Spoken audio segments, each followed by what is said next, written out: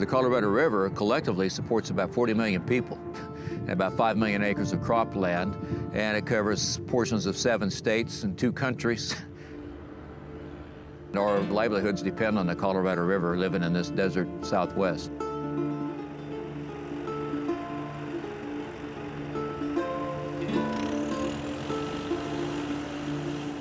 Yuma grows 90% of the winter vegetables in the United States from the second week of November to about the second week of April.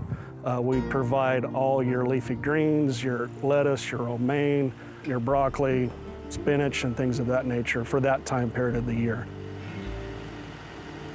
There are 3 things that really fit in beautifully agriculturally here to give it its potential, its capacity. One, of course, is the climate. We're 150 feet above sea level at about 32 degrees north latitude, so we can basically grow crops year-round. Secondly, the soil resources are incredible. Really, you look at these alluvial valleys that have basically been deposited over eons of time by the deposits from the Colorado River. And then third, of course, the water. The main stem of the Colorado River was right here, so it was a logical place to begin. If people could handle the heat and go do the hard work of clearing and developing land, this quickly became one of the more productive areas of the Southwest. Still is today.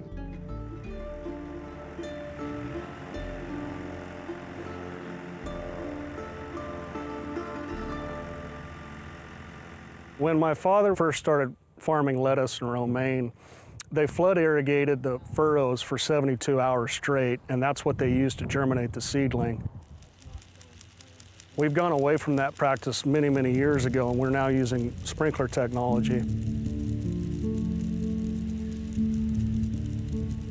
Situation on the Colorado River that's a product of over 20 years of drought. The mega drought has been now declared by some climatologists, saying it's the worst southwestern mega drought in over 1,200 years. The consequence of that is that the reservoirs, the major storage reservoirs in the Colorado River, Lake Powell, which controls the water for the upper basin, and Lake Mead for the lower basin, they're declining in their reservoir levels. Those reservoirs were both pretty much full around year 2000, just a little over 20 years ago.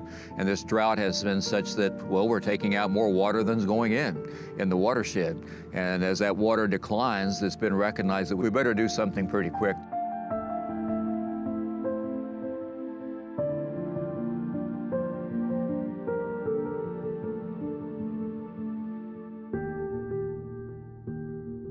Most of the Yuma area districts have higher priority rights, and so when we're seeing these first set of cutbacks, our districts aren't really impacted by that.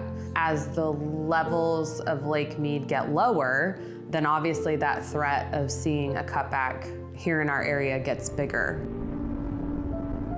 For now, I think the biggest concern is just, is the level of Lake Mead gonna fall further, and what is being done to try to prop that level up? If you start to eliminate that and you start to take away that water and they can't produce as much, obviously that's gonna have an impact on what's available in the store, our ability to provide food for ourselves as a country. Being one of the only areas to grow leafy greens and dependent 100% on the Colorado River water, we do have to do our best and be proactive in reducing the amount of water that we use. And then the things such as laser leveling, GPS control, there's technologies now that we're using, and there'll be technologies in the future that we can look at that will help us reduce our usage. My name is Gerardo, Gerardo.